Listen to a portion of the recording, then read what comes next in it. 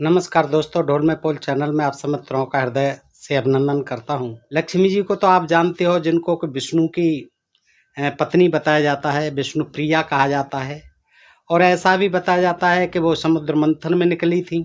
उसमें कहीं कहीं जो है भृगु ऋषि की, जो भृगु ब्राह्मण थे, उनकी पुत्री बता दिया है भृगु ऋषि की। और आज जो मैं आपको कथा सुनाने जा रहा हूँ, उसका मकसद है कि आप जान पाएँ जो चीज़ आज तक आपने नहीं जानी है। कि वैसे कहते हैं कि लक्ष्मी जी जो है क्षीर सागर में रहती हैं, शेष सैया पर पड़े रहते हैं विष्णु जी शेष की सैया पर, और क्षीर सागर में पड़े रहते हैं। लेकिन आज जो मैं लक्ष्मी जी के बारे में, जिनको कि धन की देवी कहा जाता है, लोग बड़ी श्रद्धा के साथ पूजते हैं। और ख़ास तौर से दिवाली के दिन तो लक्ष्मी और गणेश की पूजा साथ साथ होती है। और गणेश जी की पूजा इसलिए होती है लक्ष्मी जी के साथ कि उनके कोई संतान नहीं थी लक्ष्मी जी के, तो वो दत्तक पुत्र ले लिए थे, गोद लिए हुए पुत्र हैं गणेश जी, इसलिए उनकी पूजा होती है।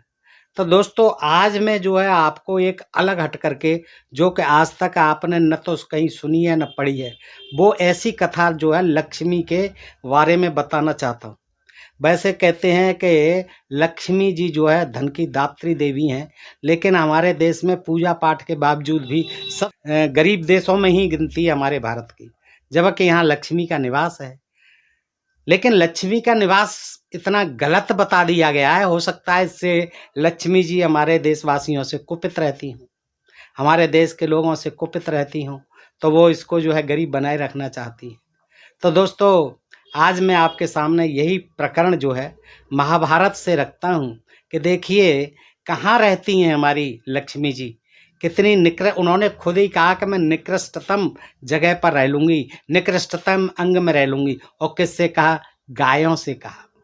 तो आइए दोस्तों, ये बड़ी रोचक जानकारी आपके सामने रखता हूँ और आपसे अनुरोध करता हूँ कि आप इस वीडियो को पूरा देखेंगे तो आपको एक आनंद आएगा और एक ज्ञान भी मिलेगा लक्ष्मी जी के बारे में।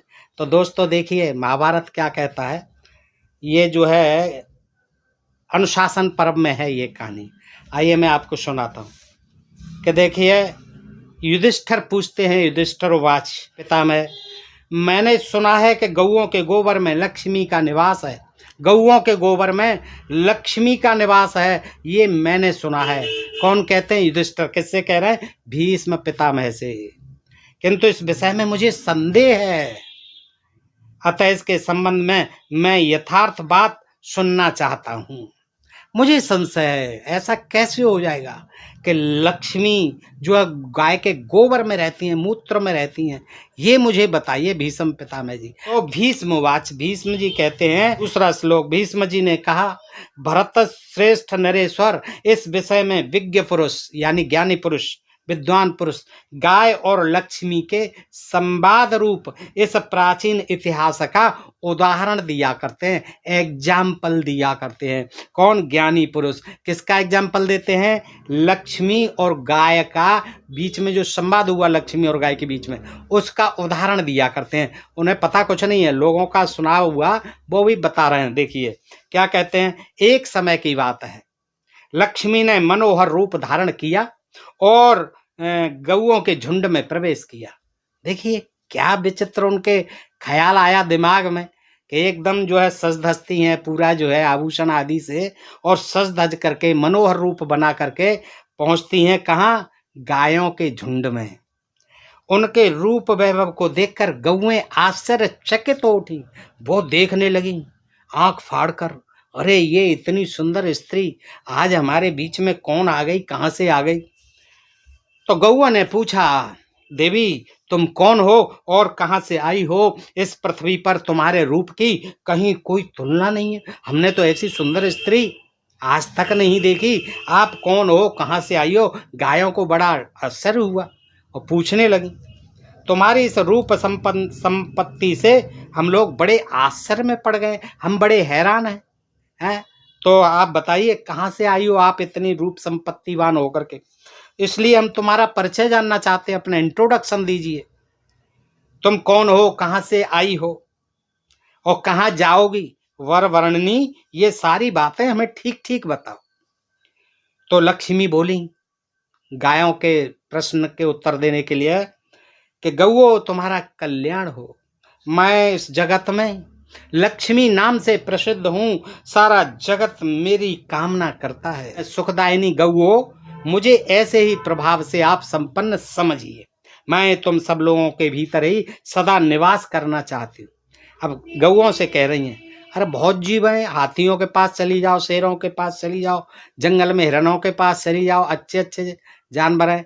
अब लेकिन उनको यहाँ गौओं से ज़्यादा प्रेम हो गया है, मैं यहीं आ गई। अब तो मुझे विष्णु जी से भी ज़्यादा मोह नहीं है, पता नहीं क्यों। अब मैं आप लोगों के भीतर ही रहना चाहती हूँ, वहीं निवास करना चाहती हूँ। इसके लिए स्वयं ही तुम्हारे पास आकर प्रार्थना करती हूँ। तो तुम लोग मेरा आश्रय पाकर श्री संपन्न हो जाओ। तुम भी जो है एकदम माला माल हो जाओ, श्री संपन्न हो जाओ, ये सुख और वैभव से परिपूर्ण हो जाओ, धन संपत्ति पा जाओ। देखिए गायों से कहती हैं।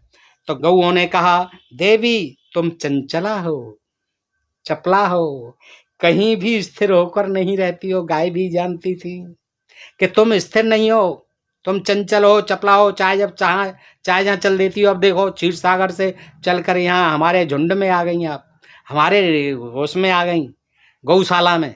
तो देखिए आपका क्या भरोसा है, इसके सिवा तुम्हारा बहुतों के साथ एक सा संबंध है, बहुतों के साथ एक सा संबंध है, इसलिए हम तुम्हें नहीं चाहती हैं। तुम्हारा जो है संबंध बहुतों से है, इसलिए हम तुम्हें नहीं चाहती हैं। तुम्हारा कल्याण हो, तुम जहाँ आनंद पूर्वक रह सको जाओ। हमारा शरीर तो, गाय कहती है, हमारा शरीर तो यूं ही हृष्ट पुष्ट और सुंदर है, हमें आपकी क्या जरूरत है, हम तो चकाचक हैं अपना, हमें तुमसे क्या काम पड़ा है। तुम्हारी जहाँ इच्छा हो वहाँ चली जाओ, और तुमने दर्शन दिया, हम तो इतने से ही कृतार्थ हो गए। आपने आकर के बड़ी मेहरबानी की, हमारे ऊपर बड़ा उपकार किया, आपने हमें कृतार्थ किया कि आप आ गई दर्शन देने के लिए। और वैसे हमको खाने पीने की यहाँ किसी चीज़ की कोई कमी नहीं है, हम तो वैसे ही हेल्दी और वेल्दी हैं, चकाचक हैं। आपको जहाँ अच्छा लगे लक्ष्मी जी आप जाइए। देखिए गायों ने कितनी उससे जो है स्वाभिमान के साथ बात कह दी। अब देखिए क्या होता है, लक्ष्मी जी बोलती हैं कि गौओं ये क्या बात हुई, क्या यही तुम्हारे लिए उचित है कि तुम मेरा अभिनंदन नहीं करती, मेरी तवज्जो ही नहीं दे रही मेरी बातों पर, मेरी कोई सुनवाई नहीं कर रही आप, मेरा कोई स्वागत सत्कार नहीं कर रही। अरे मैं सती साध्वी हूँ, आप क्या जानती हो, सती साध्वी हूँ, दुर्लभ हूँ। हाँ, मेरे लिए तो लोग पता नहीं कितने कितने त्याग तपस्या और जन कहाँ कहाँ जो है तीर्थ यात्राएं करते हैं, कितना पूजन पाठ करते हैं, कितने व्रत आदि रखते हैं, लक्ष्मी वैभव व्रत। और तुम जो है कि समझ ही नहीं रही हो किसी बात को। फिर भी इस समय तुम्हें मुझे स्वीकार क्यों नहीं करती, मैं समझ नहीं पा रही हैं। आप मुझे क्यों दुत्कार रही हैं, क्यों नहीं स्वीकार कर रही। देवता, दानव, गंधर्व, पिशाच, नाग, राक्षस और मनुष्य बड़ी उग्र तपस्या करके मेरी सेवा का सौभाग्य प्राप्त करते हो, और तुम करते हैं और आप समझ ही नहीं रही हो।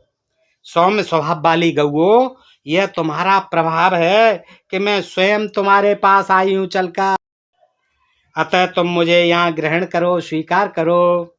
तो गाय कहती हैं कि देवी हम तुम्हारा अपमान या अनादर नहीं करती, केवल तुम्हारा त्याग कर रही हैं, त्याग कर रही हैं कि हमें आपकी जरूरत नहीं है, आप जाइए, हमें जरूरत नहीं है, हम त्याग कर रहे हैं, हम आपका अपमान क्या कर रहे हैं। यह भी इसलिए कि तुम्हारा चित्त चंचल है। हमने एक भी बात कह दी एक बार, तुम कहीं भी स्थिर होकर रहती नहीं हो, तो तुम्हारा कोई ठिकाना नहीं है, तुम जाइए। तो इस विषय में बहुत बात करने से अब लाभ क्या है लक्ष्मी जी, क्यों हमारे पीछे पड़ी हो। तुम वहां जहां जाना चाहो वहां चली जाओ, अनघे हम सब लोगों का शरीर तो यूं ही हृष्ट पुष्ट और सुंदर है, अतः तुमसे हमें क्या काम है, हमें तुमसे कोई प्रयोजन नहीं है, हम तो वैसे ही हृष्ट पुष्ट और सुंदर हैं। इसके बाद लक्ष्मी कहती हैं कि दूसरों को सम्मान देने वाली गौओं, तुम्हारे त्याग देने से मैं संपूर्ण जगत के लिए अवहेलित और उपेक्षित हो जाऊंगी, इसलिए मुझ पर कृपा करो। देखिए कितनी विवश हो रही। अरे तुम महान सौभाग्यशालिनी और सबको शरण देने वाली हो गौओं, मैं भी तुम्हारी शरण में आई हूँ, तुम्हारी भक्त हूँ, मुझ में कोई भी दोष नहीं है, अतः तुम मेरी रक्षा करो, मुझे अपना लो। गौओं मैं तुमसे सम्मान चाहती हूँ, तुम सदा सबका कल्याण करने वाली हो। तुम्हारे किसी एक अंग में, देखिए नीचे के कुत्सित अंग में, नीचे के कुत्सित अंग में, समझ रहे होंगे आप, नीचे के जो आपके कुत्सित अंग हैं, मैं उसमें भी रह लूंगी, अगर स्थान मिल जाए तो मैं उसमें भी रहना चाह लूंगी। देखो ये हमारी लक्ष्मी, रहने के लिए जगह नहीं है और लोग तरसते हैं इनके लिए, पूजा पाठ करते हैं कि जो कैसे ही हमारे घर में आ जाए तो धन की वर्षा हो जाए, माला माल हो जाए, चकाचक हो जाए, बिना करे धरे हो जाए। देखिए ये है हमारे इन शास्त्रों का ज्ञान, ये हमारे इस महाभारत का ज्ञान। दोस्तों पढ़िए और पढ़ के समझिए कि ये कैसा ज्ञान विज्ञान है हमारे धर्म शास्त्रों का। स्थिति बना दी कि कुत्सित स्थान मांग रही हैं गाय के शरीर में, गाय की शरण में जा रही हैं जो कि जगत की देवी हैं, जगत को धन दौलत देती हैं। उनकी क्या हालत बना दी है इन धर्म ग्रंथों में, धर्म शास्त्र के लेखकों ने। आप देखिए ये किसने किया है इनका अपमान, इन देवी देवताओं को। एक तरफ तो भगवान बना दिया, इनको पूजनीय बना दिया, और एक तरफ देखिए ऐसी हालत बना दी कि इन पर रहने के लिए जगह नहीं है। गैया के शरीर में मांग रही हैं जगह और कह रही हैं कि आप दे दीजिए जगह, कुछ स्थान में दे दीजिए। अब देखिए गाय जो सुन रही है, गाय क्या कहती हैं कि वैसे तो जो है ना, लक्ष्मी के ऐसा कहने पर करुणा और वात्सल्य की मूर्ति शुभ स्वरूपा गौओं ने एक साथ मिलकर सलाह की।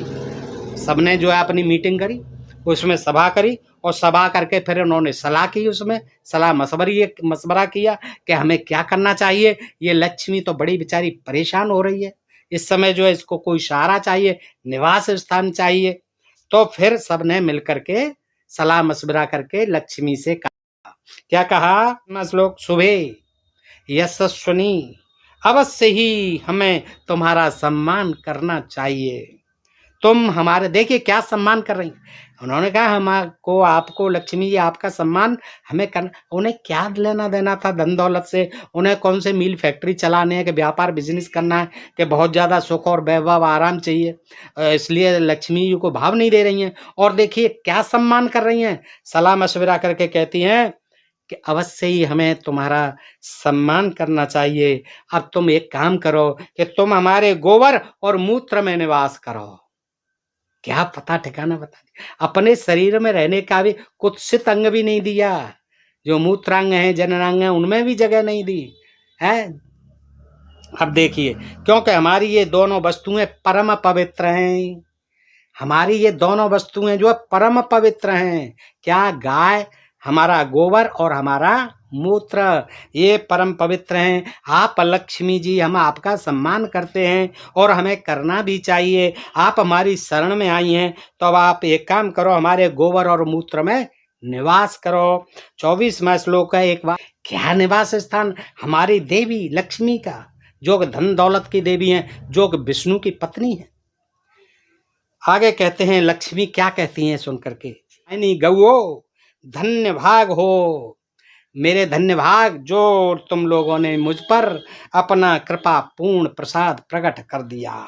ऐसा ही होगा, आपने मेरे ऊपर बड़ा एहसान किया, मैं आज धन्य भाग हूँ कि तुमने मुझे अपना कृपा पूर्ण प्रसाद प्रकट कर दिया। मैं तुम्हारे गोबर और मूत्र में ही निवास करूंगी।